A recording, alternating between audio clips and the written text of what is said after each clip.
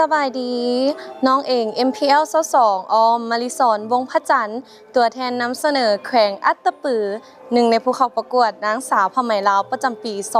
2026 การประกวดในเวทีนางสาวผ้าไหมลาวเป็นเวทีแรกในเวทีนางงามที่น้องรู้สึกว่าเป็นการตัดสินใจที่ถูกต้องที่สุดเพราะว่าเป็นปีที่ว่าเปิดประสบการณ์เปิดสิ่งใหม่ๆเข้ามาให้ในชีวิตไม่ว่าจะเป็นความท้าทายความตื่นเต้นและก็มิตรภาพดีๆในกองประกวดเนาะบ่ว่าจะเป็นหมู่เพื่อนครูอาจารย์และก็การประกวดนางสาวผ้าไหมลาวบ่ได้มีเพียงแต่เป็นการพิสูจน์ตัวเองแต่ได้เป็นการเรียนรู้วัฒนธรรมเกี่ยวกับผ้าไหมลาวเป็นการเผยแพร่วัฒนธรรมอีกอย่างหนึ่งของประเทศลาวน้องก็เลยรู้สึกว่า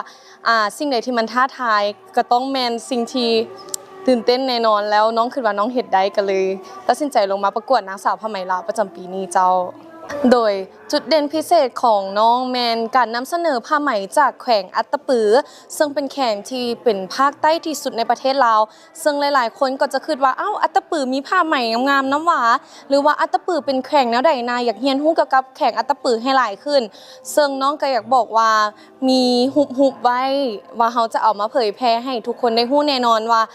อัตตปือกะมีดีบ่แพ้แขวงใดในประเทศลาวคือกันเจ้า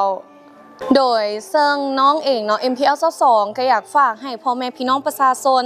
ชาวอัตตปือและชาวลาวทุกคนมาเป็นกำลังกายกำลังใจกำลังแฮงกำลังเชียร์ให้พวกน้องทั้ง24หมายเลขมักหมายเลขใดทั้ง24หมายเลขโหวตหมายเลขนั้นหรือว่าอยากโหวตอัตตปืออยากให้อัตตปือไปฮอดฟังฮอดท็อป5หรือมงใหญ่ก็สามารถโหวตได้ MPL 22มาริสอนวงพระจันทร์นำเสนอแขวงอัตตปือ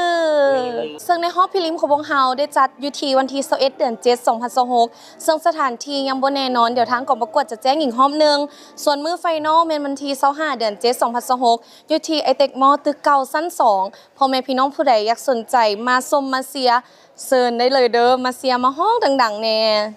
โดยขอบใจ